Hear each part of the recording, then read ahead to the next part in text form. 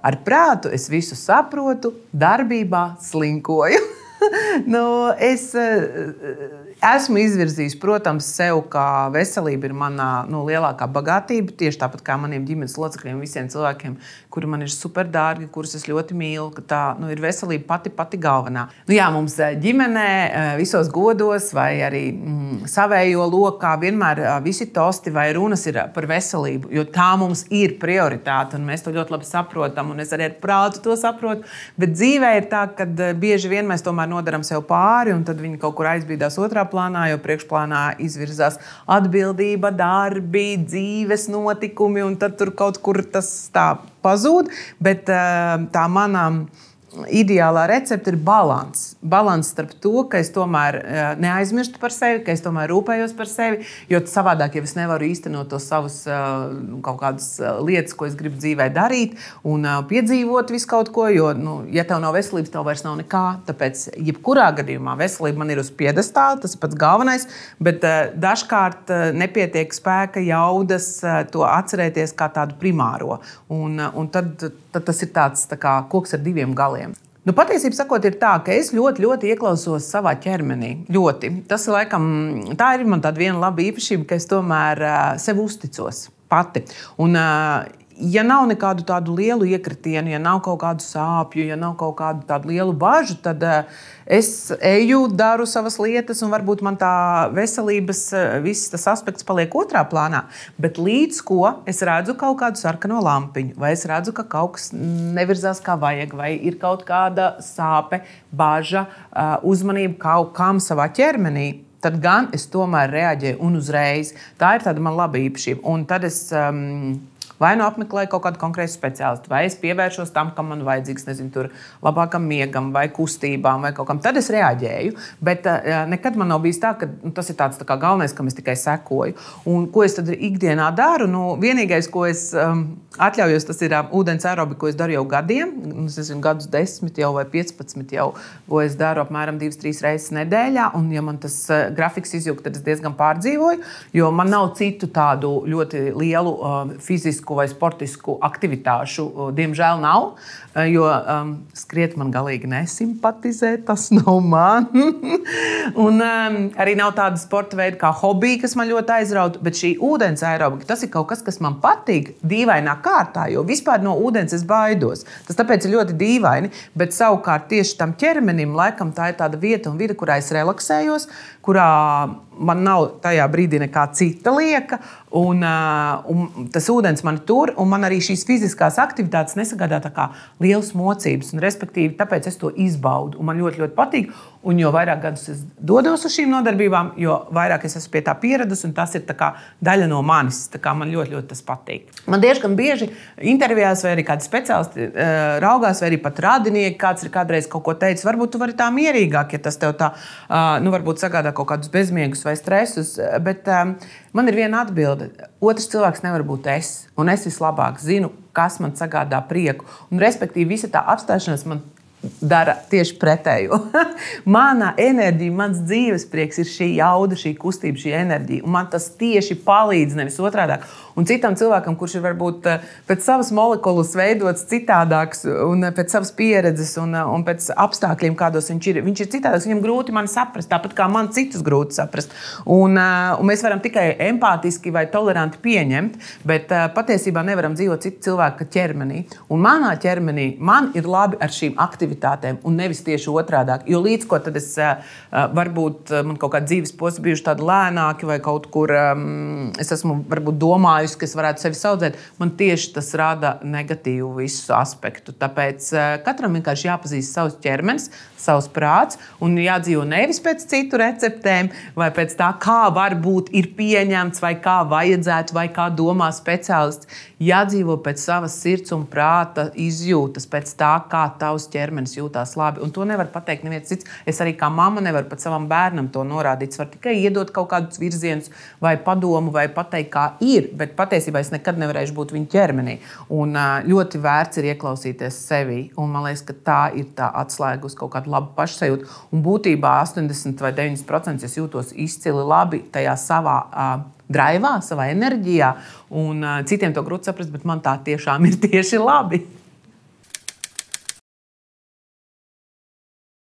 Tas stress un adrenalīns ir abnormāli liels visos tajos pasaules notikumos, milzīgs. To ļoti arī grūti saprast no malas, jo tas, ko cilvēks redz, jau ir pēc tam tās balvas rokā un skaistie sarkanie paklāji un smukās bildes, kas ir tikai ļoti sekundārs tam visā. Patiesībā es runāju, redzu, man kamols kaklā, jo tās ir tādas milzīgas emocijas. Mēs izējām vispirms tādus ļoti lielus posmus uz to cīņu, kurā mums ir jāsagrupējas, jāsakoncentrējas. Tas prasa arī no ķermeņa, no gara, no visa prasa maksimālo jaudu, ne tikai man, bet visai komandai, puišiem, ar kuriem mēs startējam. Mums ir vienmēr dažas minūtes aizstāvībai. Mums ir jāspēj pārliecināt, pierādīt, pateikt dažās minūtēs viss jēgpilnais un svarīgais. Pēc tam tas ir atkal nākamais etaps posms, nākamais stress, kurā tev ir uztraukums par to, vai tu esi izdarījis labāko, tev ir milzīga konkurence, ar ko tu cīnies. Un tu atkal streso par to, vai tevi saprata un vai vispār tas tiek novērtēts. Un starp tiem miljonīgiem budžetiem tur, ka tas nepazūd tajā mūsu mazajā mērogā. Un tad ir trešais etaps, nākamais stress, kad tu jau sēdi tajās ceremonijās un gaidi rezultātus, un tur pilnīgi viss ir vienlīdzīgi, lai cik liela valsts vāra, lai milzīgas naudas, tu vienalga esi tajā brīdī līdzvērtīgs, jo visi tajā brīdī ir konkursanti, un tu šausmīgi par to uztraucies. Un tad ir ceturtais etaps, tad, kad jau nosauc, un tu tiešām notiek tas lielais brīnums, un tas tavs darbs ir izpelnījies, ievērība, uzmanība ir saprasts, ir novērtēts. Tad ir tas nākamais etaps, kā tagad tas prāts vēl saslēdzās, jo tās emocijas ir tik milzīgas, ka tu knapi spēj kontrolēt to notikumu, to sajūtu, to brīdi. Un man ir bijuši tādi gadījumi, manuprāt, arī šoreiz Kannās bija tā, ka mēs kāpām, es reāli neatceros to brīdi. Es atceros, ka nosauc, atceros tādu apstulbumu ķermenī un galvā, un tad tu kaut kur pēkšņi atopies uz skatuves, un tad ir vēl kaut kāda runa, un tur ir 1000 cilvēku, un tev ir jāpasaka kaut kas sakarīgs, vai kādam no komandas. Un tad ir tāds nākamais, tā eiforija, kura tevi atkal aiznes emocijās. Lūk, un var redzēt, cik lieli tie posmi no augšā lejā, un tās ir milzīgs izaicinājums ķermenim un prātam. Tāpēc, ka tev ir jātiek ar to galā. Tas nav viegli. Protams, es kaut kādā mērā esmu nedaudz iemācījusies, jo tas varbūt ir bišķi citādāk, kāds bija pirms gadiem 11 jau, vai 10, kad mēs braucām. Bet vienalga, dzīvu emociju nevar aizstāt, to nevar iemācīties, to nevar iestudēt. Tā dzīvā emocija, dzīvais nervs ir ar tevi, un tāpēc tas ir tāds konstants adrenalīna, stresa, eiforijas, izmisuma, prieka, dažkārt kādas vilšanās, tāds koktēlis, un tas ir baigais izaicinājums tam ķermenim. Un paldies tev, ķermenīt, un tas ir tas, ko es viņam daru ne tikai tādos konkursos, bet arī ikdienā, lai arī es esmu neapzinīgi un varbūt nepievēršos tai veselībai tik ļoti, kā vajadzētu, es viņam vismaz pasaku paldies par to, ka viņš mani tur, ka viņš tur mani to spraigo dabu, to manu enerģiju, un ka viņš spēja ar mani sadzīvot, un es viņam par to saku paldies. Un arī tiem pārējiem konkursantiem arī no citām valstīm, viņi jau arī uztraucās, lai kas tur nebūtu, lai cik tu liels dūzis nebūtu, vai varens, un kāds tur vienalga no zīmoliem vai no lielvalstīm. Tu vienalga tajā brīdī esi tikai cilvēks un tikai konkursants, un tu uztraucies, un sirds tev sitās, un uztraukums ir milzīgs, un vinnēt grib visi, jo tāpēc viņi tur ir, jo tad kāda jēga vispār. Un, tās ir tādas cilvēcīgas emocijas, ar kurām mēs tur ejam cauri. Jā. Un, ja viņas ir vairākas reizes gadā, tad tas ir tad jau pat raku.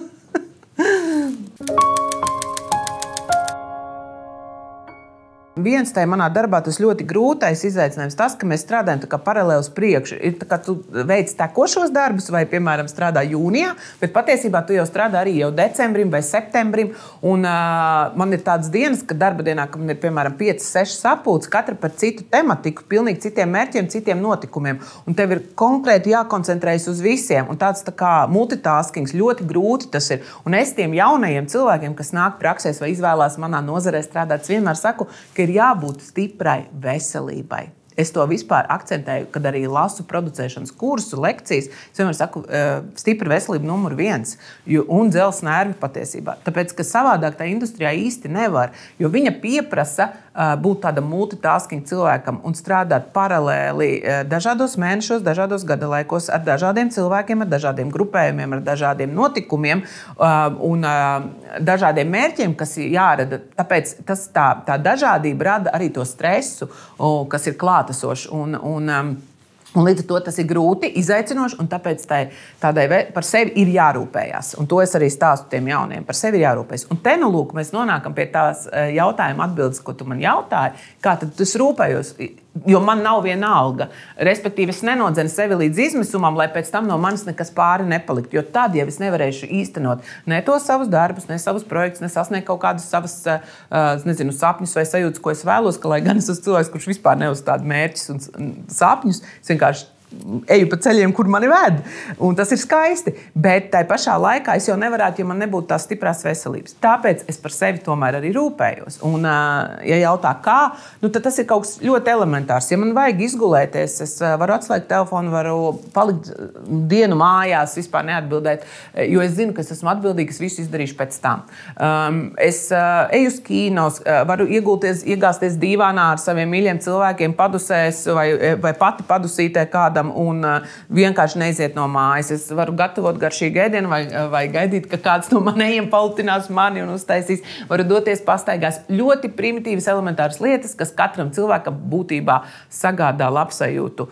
Rūpes, svaigs gaiss, sajūta mīlēt pašam vai būt mīlētam, un kaut kas ļoti, ļoti tāds vienkāršs, kas patiesībā arī ir tas svarīgākais tajā dzīvē. Un uz tā balsta jau attīstās vispārējais. Tāpēc man atbilde ir, ka nav konkrētas tādas darbības, kas tagad kā sevi glutināt. Nē, tas ir tādi atpūtas brīži, kad es varu atslēgties no ārpasaules, ja man to vajag. Vai arī būt ar savējiem, ja es arī to gribu. Ar savējiem vistuvākajiem, ar savām draudzenēm, ja man vajag. Un, ja man to ļoti gribās, tas man radīs labsajūtu. Šī labsajūta man dos to sajūtu, kad es esmu priecīga. Un, ja es būšu priecīga, tad es būšu vesela arī. Un tāpēc es noteikti protu apstādināt to vāveres riteni, ja man vajag. Rūpēs par sevi egoistiski, vieglā formā, nedarot pāri citiem, bet rūpējoties par sevi. Un to es mācu arī tiem jauniešiem, kas nāk manā profesijā un arodā. Pozitīvas rūpes, veselīga egoisma, nevis tāda ļaunprātīga ceļā ir ļoti labi parūpēties, jo tad tu esi spējīgs dot arī citiem.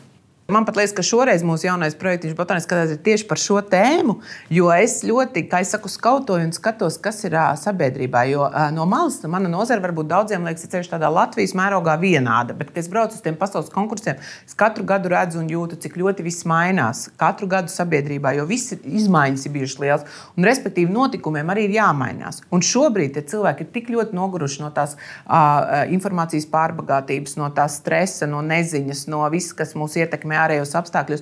Un es tieši tāpēc veidoju šo projektu. Nevis tādu kā dažkārt citu krāsainu košu vai tādu enerģisku. Nē, šis būs tāds tiešām projektiņš ļoti, ļoti mierīgs, kurā ir šīs modernās tendences, kurā cilvēks meklē kaut kādu mieru, dvēseles tādu stāvokļu stabilizēšanos. Un tieši tāpēc, bet mēs saglabājam savu rokrakstu, kurš ir pārsvarā krāšņs un tāds pārsteidzošs, un tur ir tāda vieta un vide, kurā mainīsies, transformēsies, respektīvi no tāda gaiša japāniska dārza, pēc tam uz tādu kosmosu un mandalām un strautu ugunīgu, un tur acu priekšā pārtop kokteils krāsās, un tur ir augi, un cilvēks pats ar savu roku pieskārienu veido ikebanas un smilšu līnijas, un pēc tam lasa savas roku likteņa līnijas. Un, respektīvi, tas ir tāds ļoti interesants projekts, kurā satiekās šī sajūta, kas ir vajadzīga cilvēkam šobrīd. Šī miera sajūta, šī skaņa, garša, vizuālais, nomierinošais efekts, pie tam vēl dārs, pie tam vēl tas, ka mēs paši interaktīvi tiekam iesaistīti, jo to sajūtu ir jāpiedzīvo katram pašam caur to, ko viņš redz, sasmaržo, sajūt, kas ir viņa roka, kas ir viņa likteņa līnija, ne mana, ne Gundagas. Un vienkārši mūsu komanda to palīdz uzradīt kā tādu brīnumu. Un ir absolūti taisnība, ka tad, kad mēs sākam tos projektus, tā kā tu saki, tā ir tāda nulles starta pozīcija, un mēs viņus veidojam tādā enerģijā. Un ideja pati par sevi nav nekas, ja godīgi. Man bieži saka, viss kaut kas jau ir labas idejas. Ideja jau nav nekas. Idejas realizācija, tas ir kaut kas. Jo, ja to ideju izdodas realizēt, tad tas ir skaisti un tas ir tas brīnums. Bet viņu var realizēt tajā labajā enerģētikā, ja tie puzles gabaliņi sakrīst vienā bildē. Un to iesaistās gan daudz uzņēmumu, gan daudz cilvēku, gan komanda. Un ja mums visiem ir tāda viena vīzija par to, kā tai bildē jāizskatās, ko mēs ar to vēlamies pateikt, kādus mērķus mēs gribam sasniegt, tad tas skaisti strādā tā enerģija. Un tad tas ir tas stāsts par to, ko es arī vienmēr saku un ko es jaunībā nesapratu. Man gribējās to burkānu vagas galā, bet šobrīd es sen jau zinu, ka process ir skaistāks par galamērķi. Ja? Respektīvi, arī ceļojot, mēs nevis tikai izsapņojam galamērķi tur galā, bet mēs ceļojam, mēs tā kā piedzīvojam, mēs pieredzējam gūstam jaunu. Un tas ir tajos mūsu projektos arī, ka mēs viņus radām, tas process viņus radīt un pēc tam piedzīvot ir skaistākais, nevis vienkārši jau kaut kāds gala rezultāts, kur ideja īstenojusies. Un man liekas, ka tā ir tāda liela bagātība, ko iemācās laika gaitā ar viedumu. Nevis ar vecumu, bet viedumu. Un otrs arī tas, ka tie cilvēki, apmeklētāji to sajūt. Ja? Mums neinteresē projektu pēc, tāpēc, ka čeka un tāpēc, ka ir kaut kāda biļeta un apmeklētājs vispār neinteresē. Absolūti nē. Mums interesē miedarbība, enerģija starp apmeklētāju un radīto, starp to, ko mēs varam piedzīvot, starp to, kādu mēs varbūt gala rezultātā mērķi īstenojam. Jo tieši botāniskā dārza projekta mums atšķiras ar to, ka tur ir vairāki mērķi, un tāpēc viņi arī saņem tās balvas, ka tas nav tā kā viens projekts ar vienu mērķi, bet tur ir ļoti daudz apakšmērķi. Un starp citu mums arī būs tāda forša sadarbība, ko mēs veidojam ar biedrību, kas ir reto slimību biedrība, kuram arī viņi veido visādus atpūtas pasākumus, un viņiem ir tāda nevis atpūta, bet atelpa, saucās programma atelpa, lai vecāki, kuriem ir šie bērniņi, kam ir tās retās slimības, lai viņiem ir kaut kāda vieta un vide atelpai. Un viņiem tajā programmā ir daudz dažādas misijas un daudz pašu notikumu, bet viens no tiem būs arī miedarbībā ar mums, ar šo dārzu, lai tie vecāki varētu nākt un gūt atelpu. Un vienmēr sakot, mums šiem projektiem ir daudz tie mērķi un misijas, tāpēc mēs ar tādu kaifu viņus radām, jo viņi ir vērtīgi, viņi ir jēgpilni un pašiem sagādā gandarījumu un arī tiem apmeklētājiem. Un tad vienkārši atliek darīt. Laikmets, kādā mēs dzīvojam, ir katastrofāls visādā ziņā. Manuprāt, es neesmu piedzīvojis tādus trakākus laikus, kādā mēs esam šobrīd ierauti, bet tā droši vien saka katra paudze un katra desmitgade. Es domāju, jo nemitīgi vienīgā lieta, kas pasaulē nemainās, tā, ka viss mainās. Diemžēl, un tās pārmaiņas nes līdzi stresu, tās nes līdzi neziņu, kas savukārt ir šis stresa palielinātājs. Un līdz ar to tas cilvēkiem rada bažas, nemieru, visādas blaknes, un respektīvi tas ir ļoti izaicinošs laikmets, kādā mēs dzīvojam. Arī tas, ka tās veselības pārbaudes, kam tomēr ir jāsako līdzi, tas, manuprāt, nav izdomājums tāpat vien, kad nebūtu ko darīt un stāvēt tukšu dakteru kabinetu un tagad būtu jāpiepilda. Absolūti nē. Tas ir kaut kas ļoti, ļoti svarīgs, un tur gan es negrēkoju. Tāpēc es saku, es sevi mīlu par to, ka es varbūt neesmu tāda superapzinīga veselībā, bet savukārt es arī neesmu neapzinīga. Es meklēju robežu tajā. Un ja man ir jāiet pārbaudas, un ir jāiziet kaut kāds ikgadējās krūšu pārbaudas sievietēm vai kaut kādas citas skrīningi, un tad tie ir jāizdara vienkārši. Tas ir tāds absolūtais minimums, lai tavs ķermenis spētu tevi nest, un lai es viņam pēc tam teiktu, paldies, ka tu spēj izturēt to gundagu, paldies, ka tu spēj izturēt viņas enerģiju. Bet tad gundaga un vismaz izēj tādas lielos check-upus vai lielās pārbaudes, vai ja kaut kur viņš tev signalizē sarkano lampiņu, tad reaģē uz to, nevis izliecies, ka nav. Un tāpēc man liekas, ka visiem, gan vīriešiem, gan sievietēm, visiem cilvēkiem vajadzētu vismaz tos konkrētos, ko tad norāda mums tur medicīnas pečuki vai kur mums atgādina kaut kādas kampaņas, tad ļoti labi, ka viņas tur ir priekšā, jo ik pa laikam mēs tur aizlidojam savā orbītā, un labi, ka kāds atgādina, aizej, izdari to minimumu, un tad no tā minimumu jau tālāk skaties pats, kas no kuram ir vajadzīgs. Tā kā es esmu par to, ka tādām noteikti ir jābūt, un es tiešām aicinu visas sievietes, jo taču netrūkst arī to bēdu stāstu, un tas pārsvarā ir aiz negribēšanas, nezināšanas vai ignorēšanas. Un tie ir jāizslauka prom kaut kur tā, visi tie trīs neforšie vārdi. Savukārt, ieinteresētība, rūpes, mīlestība, tās priekšplānā. Un tad arī viss notiek. Es esmu par to, ka palīdzība ir jālūdz, tas ir obligāti, lai neaizietu un neizdegtu un nesajuktu prātā. Un, manuprāt, tas ir tikai un vienīgi apsveicami. Es pat negribētu teikt, ka lūk palīdzību, bet tā kā vērsties. Man liekas, ka tā ir. Bieži vien vārdi mūs atbaida vai atcita, jo, piemēram, tu saki, lūdzu, palīdzību, tev uzreiz ir tāds, kā tad es? Bet, ja tu saki, vērsies pie kāda, tad tas ir ok, es pie kāda vēršos un parunāju, vai es pie kāda vēršos, man pados padomu vai mani uzklausīs. Un tas vairs neliekās tik ārprāts. Tāpēc, man liekas, priekš sevis ir ļoti svarīgi noformulēt attieksmi, ko es daru. Ja? Ko es daru. Nevis es tagad kā nabadzīgs iešu kādam kaut ko izlūgties, bet es vienkārši vērsīšos pie kāda un varbūt saņemšu kādu uzmundrinājumu, saņemšu padomu, saņemšu kaut kādu ceļu, pa kuru man jāiet. Ok, un tas būs skaisti, jo mēs pasaulē nedzīvojam vienatnē. Mēs esam viena ģimene, vai ne? Un šī ģimene mums tā kā jātur kopā, zemeslodzi, es domāju. Un tāpēc mums rūp, kā jutīsies cits, jo tad arī tas mani ietekmēs, vai ne? Un es esmu par to, ka mēs viens otrām iedarbojamies ar pozitīvu tādu vaibu un emocijām, jo tad mēs varam noturēties, jo savādāk mums ir ļoti grūti.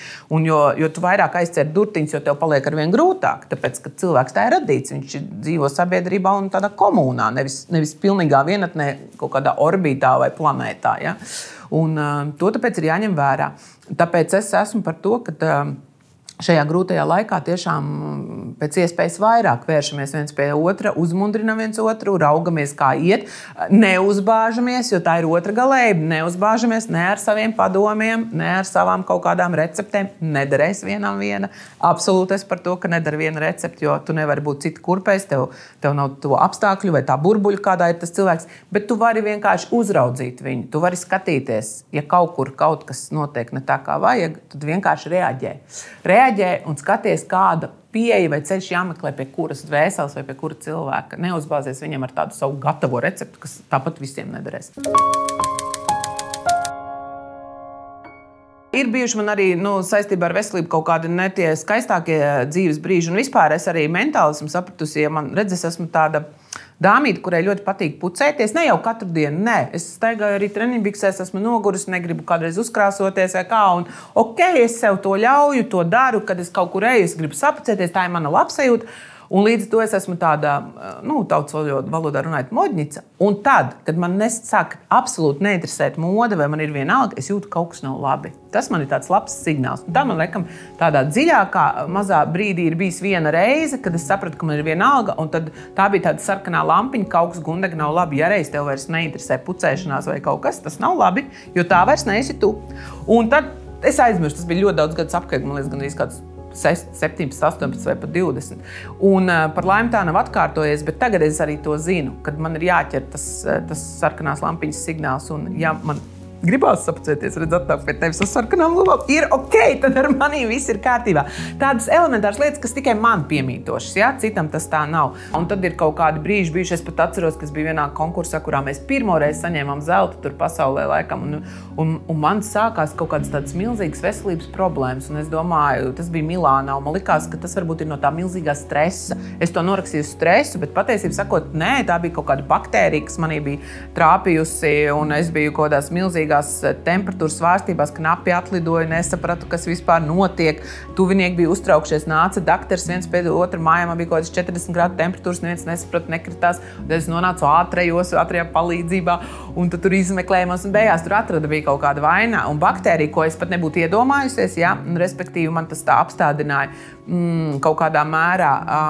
Jā, tā kā ir bijuši dažādi tādi, arī kaut kādas tur slimības un visādi posmi, un medicīnas iestādes nav svešas, un, protams, es, kad eju prom, vienmēr viņiem saku, sveiki vai visu labu. Nesaku uz redzēšanos, nesakiet medicīnas iestādēm uz redzēšanos, sakiet visu labu. Tā kā, lai viņiem visu labi un mums visu labi. Bet jā, arī bijuši tādi man kaut kādi izaicinājumi. Es tagad par ceļošanu atcerējos, jo esmu liela ceļotāja. Man arī daudz komandēm, un arī vispār dzīvē esmu daudz kur bijusi pasaulē. Un atceros, kas bija tādos Brazīlijas džungļos. Kaut kādā pilnīgā nekurienā no civilizācijas apmēram 4 stundu braucienā ar kuģi. Tā kā tur vispār tūmā nebija nekā, ne apmetnes, ne pilsētas, ne ciemi. Un tad sākās tāds tropu drudzis, ko es saņēmu acīm redzot no saules, jo tur bija tādas lecošas čūskas, tur bija stress un, vienmēr sakot, kaut kādas šausmas, kurās bija nonākusi. Un no tā stresa laikam sākās kaut kāds arī tropu drudzis saule, adrenalīns, kaut kāds tur izaicinājumi nekurienē. Un tad bija arī diezgan traki, jo es patiesībā neatceros, kā es tās stundas ar kuģi kaut kur nokļuvu. Pēc tam man bija jālido uz Rio de Janeiro. Ķermenis kratījās, tas prāts tev nepieslēdzās, un tev īsti nav pat kam paprasīt palīdzību. Un, ir bijuši visādi tādi posmi dzīvē, kas ir bijuši diezgan bailīgi, baisi, izaicinoši, bet, paldies Dievam, visi beidzies labi. Es nevaru runāt par bērniem, par Latviju, par ģimeni. Es vienmēr raudu, man tad vienmēr jāsaņemās. Tad man arī jāsaņemās, lai neraudētu, jo tas ir kaut kas pārāk emocionāls, pārāk svarīgs dzīvē, lai tas tā vienkārši būtu kaut ko parunājumu. Katra mamma lielākoties mammas, kurām rūp, viņas visas saprot, ka tas lielākais dārgums un, protams, ka tavu bērnu veselība ir tavs visas lielākais bagātība. Ja? Un, protams, kad ir arī bijuši tādi izaicinoši mirkļi, sevišķi, kad dvīnīšus gaidīju, un viņi atskrēja pa ātru, krietni par ātru, un tad bija ļoti traki, un visas izaicinoši bija gan dzemdības, gan nokļūšana slimnīcā, gan arī tur saņemta slimnīcā baktērija, un tad ārstēšanās posms, un viņas tur viena 1,5 kilogramu sveru un līdz 2. Un viss tāds ļoti traks, grūts periods, kam es esmu gājis cauri, un arī paldies liels arī meitiņu tētim, kurš bija liels atbalsts tajā. Un tas ir ļoti svarīgi un ļoti nozīmīgi, lai tie tuvinieki tevi atbalsta kaut kādās krīzes brīžos un ir līdzās un palīdz. Un tas ir, man liekas, pusi no uzvaras, lai būtu labi un lai varētu iet cauri dažādām krīzēm. Tā kā paldies. Un arī tas man daudz ko mācīja, tas man parādīja daudz ko, gan kā strādā māsiņas, kas rūpējas par tiem pirmdzimtajiem, un tāpēc man gribējās pēc tam radīt to grāmatu un tos līdzekļus visus iedot tai bērnu gultiņai, kur priekšlaik dzimušos bērniņus sagaidīt, un lai viņi paliek tā kā dzīvi inkubatoriņos dzīvo. Un tas arī deva ļoti, ļoti daudz un labu lielu pieredzi novērtēt, saprast, arī izvērtēt. Un, tas ir tāds posms, kas ir bijis. Un līdz ar to es gan domāju, ka man vienmēr ir bijis tāds. Man nav svarīgi parādīt, ka tagad kaut ko ļoti slikti, lai es to saprastu vai novērtētu. Nē, jo es to ikdienā jau zinu, cik daudz ir negācija, cik daudz slikta, cik daudz baisa notiek. Un man to nevajag tā kā atgādināt, lai es to novērtētu. Nē, es to ļoti labi saprotu arī bez tiem trakiem iekritieniem. Bet, ja viņi gadās vai viņi dzīvē nāk vai ir šīs problēmas, tad vienkārši viņas jārisina. Viņas jārisina maksimāli labākajā veidā, kādā var izdarīt pats, kādā var iesaistīt citus, kādā var, kā es teicu, vērsties pie kāda, ja, un viņām tikt tām likstām pāri, vai arī tad, kaut kā virzīt tā, lai viņas pēc iespējas ir nekaitīgākas. Lieki nav nekad atgādināt to, ka veselība ir pati galvenā būtība. Jo ko gan tu cilvēks dzīvē var izdarīt, ja tās veselības nav? Jo tu vari tik gudri runāt, nesko apspriest un modelēt, bet ja kaut kas sāp, tad tas vienkārši sāp. Un tad tas pārējais ir vienalga. Un tas vienalga, vai sāp dvēsele vai fiziski miesa, tas ir par ko mums jārūpējās. Tas ir pirmkārt. Un tad, kad tu rūpējies par sevi, tad tu vari arī parūpēties pēc tam par blakus esošo. Un tāpēc es domāju, ka, lai cik tas nav banāli mūžīgi to atkārtot, bet tās rūpes un mīlestība pret sevi ir tomēr tā kā bauslis numur 1. Un tad, kad tu to bausli izpildi, tu vari dot tālāk nākamam, un tā mums tā veiksmīgi tā dzīvošana tad veidojās. Tā kā, es domāju, ka katrā ziņā vajag ieklausīties savā sirdī, savā prātā, mazāk klausīt tām citu receptēm, jo otram cilvēkam cita recepte neder un nederēs. Tā vienkārši ir. Klausīties sevi un iet to ceļu, pa kuru tu sajūti to, kur tu vari to brīnumu piedzīvot. Uzticēties, ticēt, rūpēties, mīlēt un tad darīt pa savam, lai tu būtu noderīgs citiem. Tas, man liekas, tā ļoti vienkārši. Es neko jaunu nevaru pateikt, tāpēc, ka nevajag izdomāt velosipēdu tur, kur viņš jau ir. Respektīvi, tiešām mūžīgi tiešām rūpes sev, citiem un mīlestību, un tad tu vari arī dzīvot un neaizmirst par to, ka tā veselība ne tikai vārdos, Gumdega, atceries to, bet arī realitātē ir tomēr vērtība numur 1 un svarīgākais, kas mums vispār ir dots: drošība, veselība, miers un tad vispārējais.